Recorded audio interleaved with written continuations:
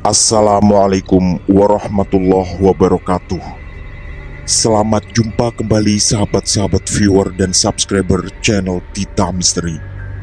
Kali ini kami akan membawakan sebuah kisah misteri dengan judul Janin Hilang di Rumah Angker. Selamat mengikuti.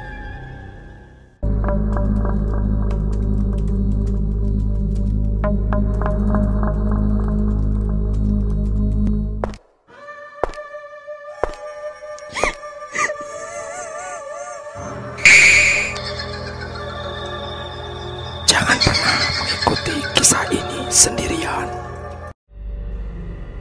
Jawa Timur 2009. Sejujurnya aku adalah salah satu orang yang paling senang ketika akhirnya Mas Dito menikah. Sebagai adik dan saudara kandung satu-satunya, sifatku sungguh berbeda dengan Mas Dito. Tak seperti aku yang mudah bergaul dan cenderung urakan, Mas Dito sangat pendiam. Bahkan sampai aku pacaran entah berapa kali, kakakku tak pernah terlihat dekat dengan cewek manapun. Akhirnya, setelah aku dilibatkan dalam acara rapat kecil-kecilan bersama bapak dan ibu, beliau berdua memutuskan untuk mencarikan jodoh Mas Dito. Kalau nyari sendiri, kok aku gak percaya. Bisa-bisa dia jadi perjaka tua. Begitu ucap bapak ketika itu. Bapak juga mengatakan bahwa sifat pendiam Mas Dito yang ekstrim itu mungkin menurun dari Mbah Sumiran, kakek dari bapakku yang sudah meninggal sebelum aku lahir. Bagiku, rapat itu memang perlu. Mas Dito yang umurnya 9 tahun di atasku belum pernah mengutarakan niat untuk menikah, sehingga bapak dan ibu memang harus segera mengambil langkah. Setelah usaha yang entah bagaimana caranya, bapak memperkenalkan Mas Dito dengan Mbak Mimin, yang adalah putri dari salah satu teman bapak. Rupanya Mbak Mimin juga mengalami hal yang sama, yaitu tak pernah terlihat punya teman laki-laki. Intinya Mas Dito dan Mbak Mimin sama-sama sangat pendiam, dan syukurnya perjodohan itu berhasil. Singkat cerita, mereka berdua pun menikah. Mbak Mimin sempat tinggal 6 bulan bersama kami di Surabaya, tapi lalu harus pindah ke Kabupaten M karena Mas Dito dipindah tugaskan ke sana oleh kantornya. Aku yang masih kuliah tak bisa mengantar mereka berdua, termasuk bapak dan ibu, karena kebetulan ada urusan keluarga. Aku sebenarnya sempat khawatir dengan kemampuan Mas Dito mencari tempat tinggal, karena sifat pendiamnya sungguh sangat ekstrim. Tapi untungnya kekhawatiran itu tidak terbukti. Baru 2 hari di sana, Mas Dito mengabari sudah mendapatkan rumah kontrakan yang cukup murah, setelah malam sebelumnya menginap di sebuah penginapan sederhana. Dan dari situlah semua cerita mengerikan ini berawal. Dan ku dengar langsung dari Mas Dito serta Mbak Mimin. Sekitar seminggu setelah Mas Dito pindah, aku mengunjunginya dengan bersepeda motor dari Surabaya. Begitu sampai di sana, firasatku tidak nyaman. Rumah itu cukup besar dan bagiku lumayan bagus dengan 3 kamar di dalamnya. Tapi entah kenapa, perasaanku tidak nyaman. Selain cukup terpencil dan agak terpisah dari tetangga sekitar, aku bisa merasakan suhu dalam rumah sangat berbeda. Di samping itu, ada nuansa ketidaknyamanan yang sulit kujelaskan, tapi bisa kurasakan bahwa rumah ini sepertinya berbau mistis. Tentu saja, aku tak berani bertanya terlalu jauh selain basa-basi apakah Mas Dito dan Mbak Mimin nyaman di rumah ini. Biasa aja kok. Yang penting gak terlalu jauh dari kantor. Begitu jawaban standar dari Mas Dito. Tapi ternyata di balik itu tersimpanlah sesuatu yang sangat mencekam. Sekitar 1 bulan kemudian datanglah kabar bahagia. Melalui HP, Mas Dito mengabari bahwa Mbak Mimin sedang hamil dan usia kehamilannya 3 bulan. Bapak dan ibu tentu sangat bahagia menyambut calon cucu pertama. Ibu bahkan berinisiatif mengadakan syukuran sekaligus minta doa ke beberapa tetangga sekitar. Tapi kabar bahagia hanya sampai di situ. Di suatu malam, ketika usia kehamilan menginjak bulan keempat, Mbak Mimin mendengar suara gemericik dari dalam kamar mandi di dekat dapur. Dia menduga itu adalah suara Mas Dito yang baru pulang lembur. Tapi ini agak aneh. Karena biasanya Mas Dito membunyikan klakson sepeda motor setiap kali pulang. Walau sebenarnya dia membawa kunci pintu cadangan. Demi menepis rasa takut, Mbak Mimin pun berusaha membangun pikiran positif. Mungkin Mas Dito tadi lupa membunyikan klakson atau sengaja karena tak ingin mengganggu istirahat istrinya. Mbak Mimin pun berusaha melanjutkan tidur dan suasana kembali hening. Tapi tak lama kemudian terdengar lagi suara air. Kali ini bukan gemericik, melainkan suara air yang tumpah dari bak mandi. Selain itu, terdengar pula suara seperti orang sedang mandi di sana. Dengan menahan kantuk, Mbak Mimin pun berjalan menuju ke dapur. "Mas Dito, Mas," ucap Mbak Mimin setengah berteriak. Tiba-tiba suasana kembali hening. Karena penasaran semakin kuat, Mbak Mimin mengumpulkan segenap keberanian untuk memeriksa dan membuka pintu kamar mandi. Dan alangkah terkejutnya Mbak Mimin. Ternyata lampu kamar mandi menyala dan lantai masih kering seolah tak terkena percikan air apapun. Ini juga keanehan berikutnya. Karena sudah menjadi kebiasaannya memadamkan lampu kamar mandi setiap kali keluar dari sana. Karena ketakutan, Mbak Mimin pun segera kembali ke kamar. Rencananya dia ingin menelpon Mas Dito. Malam belum terlalu larut dan jam dinding menunjukkan jam 8:25.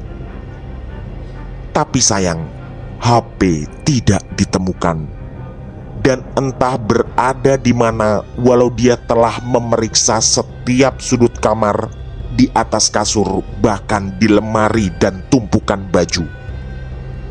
Akhirnya Mbak Mimin pun pasrah dan kembali berbaring di kasur. Sempat ada kekhawatiran lain bahwa ada orang masuk ke rumah dan berniat jahat. Tapi rasanya kemungkinan itu kecil, karena tadi lantai kamar mandi benar-benar kering. Artinya, kemungkinan yang lebih besar adalah ada keterlibatan makhluk tak kasat mata. Sejujurnya, sejak awal tinggal di rumah ini, dia merasa tak nyaman. Tapi karena kasihan sama Mas Dito, Mbak Mimin tak pernah mengungkapkannya. Apalagi mencari rumah lain juga tidak mudah, karena mereka tinggal di sebuah kecamatan kecil. Untungnya, sekitar 15 menit kemudian terdengar suara klakson sepeda motor. Mbak Mimin sangat yakin bahwa suaminya telah datang. Begitu Mas Dito masuk rumah, Mbak Mimin langsung memeluknya sambil menangis. Dia pun menceritakan kejadian barusan. Disitulah Mas Dito juga baru bicara jujur bahwa sebenarnya dia juga pernah mengalami hal aneh sekitar seminggu sebelumnya. Ketika itu, sekitar jam 1 malam, dia sakit perut. Setelah sekitar 5 menit di toilet dan membuka pintu, dia dikejutkan dengan Mbak Mimin yang terlihat hendak menyalakan kompor. Mas Dito pun bergegas membantunya, termasuk menghidupkan kompor dan menyiapkan air karena Mbak Mimin terlihat ingin memasak mie goreng.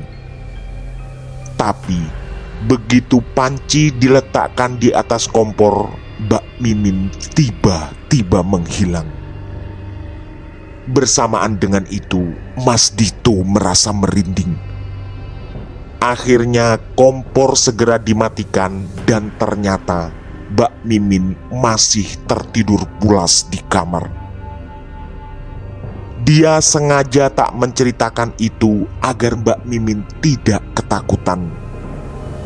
Akhirnya disepakatilah bahwa besok pagi mereka akan mencari asisten rumah tangga dan harus ada sebelum Mas Dito berangkat ke kantor. Sekitar jam 5 pagi setelah sholat subuh, Mas Dito mendatangi seorang tetangga, yaitu Pak Tirto.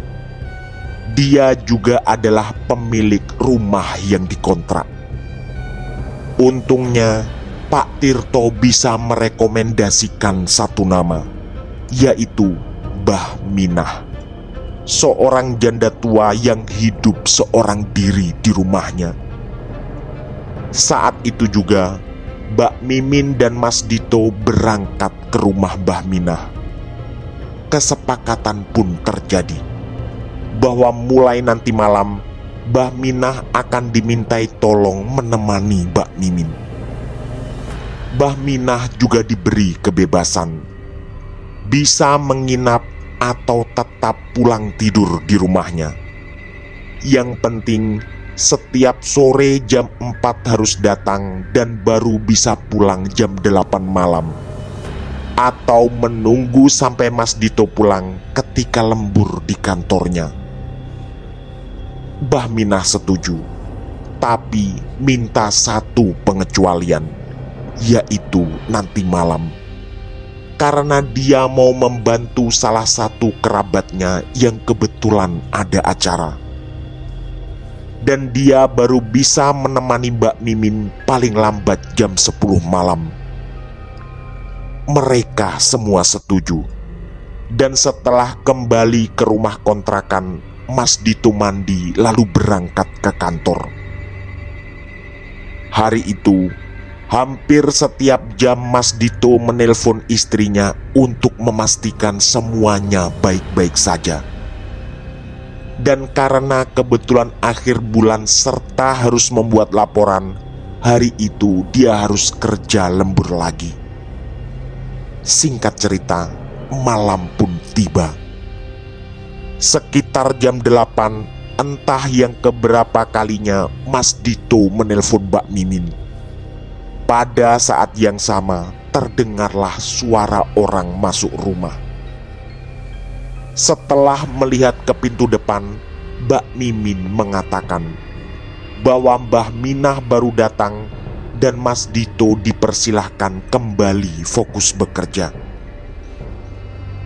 Mbak Mimin lalu meminta tolong Mbah Minah untuk membereskan sedikit cucian piring di dapur, sekaligus mempersilahkan Mbah Minah memilih kamar jika ingin istirahat. Dengan senyum ramah, Mbah Minah mengangguk. Mbak Mimin lalu kembali masuk ke kamar dan berniat istirahat. Sementara itu, dari arah dapur terdengar suara Mbah Minah sedang mencuci piring. Tapi tak lama kemudian terjadilah kejutan lain. Awalnya listrik tiba-tiba padam. Ada rasa takut karena suara dari dapur juga tiba-tiba hilang. Selain itu, dari celah angin-angin jendela kamar masih terlihat sorot lampu jalan dari sana. Artinya, hanya listrik di rumah ini yang padam. Dengan setengah berteriak, Mbak Mimin memanggil Mbah Minah. Tapi tak ada jawaban sama sekali. Gerimis yang turun rintik-rintik di luar menambah suasana semakin mencekam. Walau rasanya sebentar lagi gerimis itu akan reda. Lalu terdengarlah suara ketukan pintu kamar. Bulu kuduk yang merinding membuat Mbak Mimin khawatir itu bukanlah manusia. Dan begitu pintu didorong, lampu kamar menyala. Tapi tidak seterang tadi, melainkan menjadi remang-remang. Bersamaan dengan itu, datanglah sesosok tua bergaun putih yang di mata Mbak Mimin begitu menakutkan. Karena makin ketakutan, Mbak Mimin hanya bisa duduk di atas kasur dan mundur beberapa senti. Tangannya berusaha meraba ke sekitar. Tapi sialnya HP lagi-lagi tak bisa ditemukannya. Lalu, ini yang terjadi. Dengan gerakan secepat kilat, sosok bergaun putih itu terbang melesat ke arahnya. Dalam sepersekian detik, Mbak Mimin semakin yakin ini pasti bukan manusia. Karena kondisinya juga kurang sehat beberapa hari ini, Mbak Mimin pun tak bisa berbuat apa-apa. Apalagi ketika sosok itu lalu menarik dengan kuat kedua kaki Mbak Mimin. Dia pun terjerembab di atas kasur dan kembali dalam posisi terlentang. Mbak Mimin berusaha berteriak, tapi anehnya tak ada suara sedikit pun yang bisa keluar dari mulutnya. Bulu kuduknya semakin merinding. Sosok wanita tua itu lalu menyeringai dengan senyuman yang sangat aneh dan tentunya begitu mengerikan. Dari kedua sudut bibir sosok itu menyembullah gigi taring yang makin lama makin panjang. Mbak Mimin hanya bisa pasrah. Sempat terdengar di telinganya sosok itu memperkenalkan diri. Walau tak terlalu keras, tapi suara menakutkannya cukup jelas terdengar. Dia mengaku bernama Mak Lasih. Dalam kondisi mengerikan seperti itu, Mbak Mimin berusaha mengingat apakah dia sedang bermimpi. Tapi otaknya sendiri menjawab bukan. Karena dari sore tadi dia belum tidur sama sekali. Artinya ini bukanlah mimpi. Lalu sosok yang tadinya terlihat berwajah cukup bersih kini berubah 180 derajat. Matanya mulai berubah warna dari merah, lalu menghitam, dan sampai sangat hitam legam. Sementara itu, dari mulutnya mulai menetes lendir-lendir yang terlihat begitu menjijikkan. Bagi Mbak Mimin, ini sudah jauh melebihi kemampuan nyalinya. Sosok itu semakin mendekat.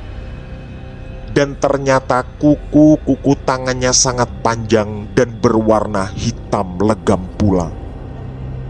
Sambil menangis terseduh, Mbak Mimin dipaksa menyaksikan ini semua dari jarak yang sangat dekat. Lalu Mbak Mimin meronta ketika kedua tangan sosok itu meraih bahunya.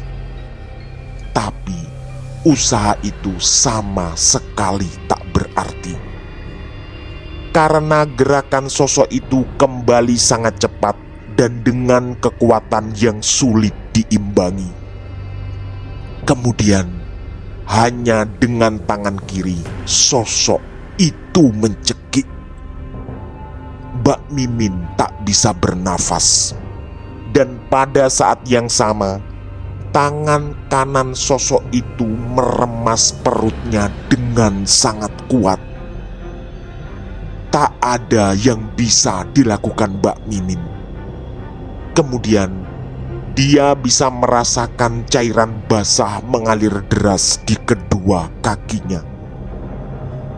Untungnya ketika nafas hampir habis, Mbak Mimin sempat melafalkan aneka zikir dan doa. Bersamaan dengan itu, terdengarlah suara klakson sepeda motor. Artinya Mas Dito sudah pulang. Ternyata Mas Dito datang bersama Mbah Minah. Dan alangkah terkejutnya Mas Dito. Begitu masuk ke kamar, terlihat Mbak Mimin terbaring lemas dengan kaki bersimbah darah. Mbak Mimin lalu masih sempat memanggil sang suami sekali dan lalu tidak sadarkan diri. Mas Dito tentu sangat panik. Setelah bertanya pada Mbah Minah, dia diberitahu bahwa ada seorang ustadz yaitu Pak Ali yang sering dimintai tolong. Selain menyarankan Mas Dito untuk segera membawa Mbak Mimin ke puskesmas terdekat, Mbah Minah juga menjelaskan bahwa rumah Pak Ali ada di depan masjid sekitar 1 kilometer dari situ. Dengan bergegas, Mas Dito berangkat ke sana. Dia sempat singgah di rumah Pak Tirto, tapi tak ada orang sama sekali. Sepertinya rumah itu sedang kosong. Lalu dia segera memacu sepeda motor ke rumah Pak Ali. Sesampai di sana, dengan nafas tersengal dia pun menceritakan kondisi istrinya, sekaligus minta tolong jika ada yang bisa dipinjami mobil untuk mengantar sang istri ke puskesmas. Pak Ali langsung ikut berangkat ke tempat Mbak Mimin, tapi minta disinggahkan ke rumah Bu Sumi, salah satu bidan desa senior yang tak jauh dari sana. Pak Ali lalu minta tolong Bu Sumi untuk ikut melihat Mbak Mimin, dan mereka pun berangkat bersama-sama. Mas Dito berboncengan dengan Pak Ali dan Bu Sumi dengan suaminya. Begitu sampai di rumah, ternyata ada kejadian yang tak kalah mengejutkan. Dari depan rumah, Mas Dito mendengar teriakan istrinya. Begitu masuk ke dalam rumah, Mbah Minah sudah terkapar tak berdaya di ruang tamu. Semua orang semakin panik, dan Bu Sumi langsung menuju ke kamar Mbak Mimin. Sementara itu, Pak Ali dan Pak Rendi, suami Bu Sumi, memeriksa kondisi Mbah Minah. Untungnya, Mbak Mimin yang sempat pingsan lagi kemudian sadar tak lama setelahnya. Dia lalu bercerita bahwa ternyata ada teror lain tadi setelah Mas Dito pergi. Ketika Mbah Minah menemani di kamar, sosok wanita tua datang lagi. Lalu dia terbang melesat ke arah Mbak Mimin, tapi Mbah Minah berusaha menghalangi. Kemudian kata Mbak Mimin, sosok itu menyeret Mbah Minah keluar dari kamar. Entah apa yang terjadi setelah itu, tapi yang jelas sempat terdengar teriakan Mbah Minah beberapa kali sampai suaranya tidak terdengar lagi. Tak lama kemudian, masuklah Pak Ali dan Pak Randy ke dalam kamar dengan menggandeng Mbah Minah yang terlihat pucat dan kelelahan. Disitulah Mbah Minah diminta bercerita. Ternyata tadi di dalam kamar, dia dan Mbak Mimin didatangi sosok mirip Mak Lasih. Karena berusaha menahan sosok itu mencekik Mbak Mimin, Mbah Minah diseret paksa keluar kamar. Dan di ruang tamu itulah sosok itu berusaha mencekik Mbah Minah. Entah bagaimana kelanjutannya, karena setelah itu Mbah Minah juga tak sadarkan diri. Sontak Mbak Mimin dan Mas Dito saling berpandangan. Bagi Mbak Mimin ada yang perlu digarisbawahi. Mbah Minah tadi menyebut sosok mirip Mak Lasih, dan itu adalah nama yang juga didengar Mbak Mimin ketika tadi malam mengalami kejadian mengerikan. Pak Randy, suami Bu Sumi, lalu pamit keluar karena mau pinjam mobil salah satu tetangga, yaitu Pak Tarman. Walau rumah itu tak terlalu jauh dari pusat kecamatan, tapi tak banyak orang yang punya mobil di sana. Pak Ali lalu mengantar Mbah Minah pulang dan kembali tak lama kemudian. Disitulah mereka berempat mengobrol. Pada Pak Ali, Mas Dito lalu bertanya, "Maaf Pak, Mak Lasih itu siapa ya?" Pak Ali terlihat menarik nafas panjang. Tapi sebelum dia menjawab, datanglah Pak Randy dengan membawa mobil. Bu Sumi lalu memotong pembicaraan dan menyarankan agar Mbak Mimin segera dibawa ke puskesmas terlebih dahulu. Mereka semua pun berangkat ke puskesmas. Setelah ditangani di sana, dengan wajah lesu, Bu Sumi membawa kabar menyedihkan. Mbak Mimin sudah berangsur normal dan membaik, tapi sayang, sang bayi tak bisa diselamatkan. Mbak Mimin keguguran. Sontak, Mas Dito menangis yang lalu dipeluk oleh Pak Ali. Karena Mbak Mimin belum diizinkan pulang, Mas Dito kemudian menelpon atasannya untuk minta izin besok tak bisa masuk kerja. Sementara itu, dengan baik hati, Pak Ali bersedia menemani menginap di puskesmas. Di sisi lain, Pak Randy pamit untuk mengembalikan mobil sekaligus Bu Sumi juga pamit pulang karena sudah ada petugas yang menangani di puskesmas. Mas Dito lalu masuk ke ruang perawatan dan sang istri dipeluknya dengan deraian air mata. Berkali-kali dia membisikkan bahwa ini semua adalah ujian dan semoga ada hikmah di baliknya. Beberapa lama kemudian, dia keluar agar Mbak Mimin bisa beristirahat. Di depan kamar di sebuah kursi panjang, Mas Dito ngobrol dengan Pak Ali.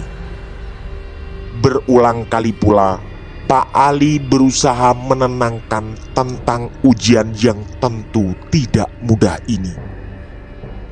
Dan di tengah-tengah obrolan, Mas Dito mengulangi pertanyaan yang tadi belum sempat terjawab, yaitu siapakah Mak Lasih.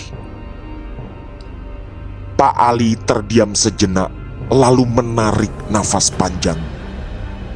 Kemudian dia menjelaskan panjang lebar. Pertama, bahwa Pak Tirto memang pemilik rumah itu, atau lebih tepatnya rumah yang sekarang ditempati Mas Dito adalah milik almarhum orang tuanya. Sebenarnya dulu Pak Ali juga terkejut karena rumah itu ada yang menempati. Tapi karena Mas Dito terlihat pendiam dan tak pernah terlihat bergaul dengan warga, Pak Ali pun merasa segan.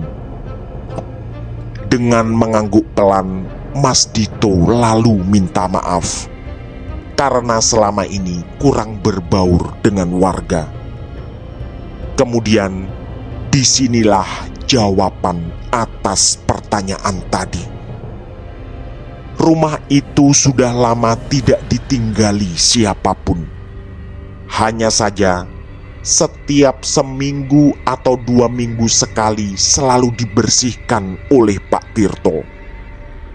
Penerangan di sana juga selalu dijaga dan memang tak terlihat seperti rumah kosong. Kata Pak Ali, sudah belasan tahun rumah itu tidak berpenghuni. Dan pemilik rumah itu adalah ibu dari Pak Tirto, yaitu Mak Lasih. Hanya saja dia memang tidak disukai warga. Penyebabnya adalah di sana terkenal sebagai dukun aborsi. Entah sudah berapa banyak bayi yang digugurkan di sana. Dan praktek itu sudah berjalan puluhan tahun.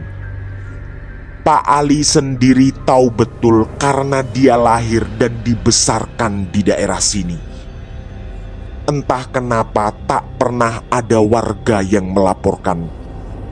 Hanya saja, konon Pak Tirto memang punya kerabat seorang pejabat yang mungkin membuat orang takut melaporkannya. Disitulah Mas Dito juga bercerita bahwa entah berapa kali terdengar suara tangisan bayi di tengah malam. Tak jarang suaranya seperti bayi yang dicekik, karena setelah terdengar tangisan yang melengking, suara itu tiba-tiba menghilang.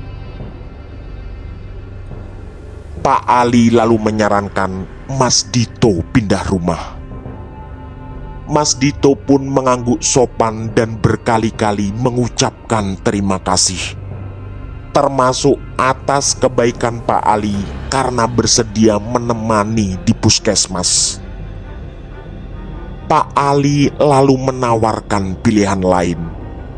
Selain pindah rumah, Mas Dito juga bisa mendatangkan seseorang yang bisa meruqyah untuk membersihkan aura negatif di sana.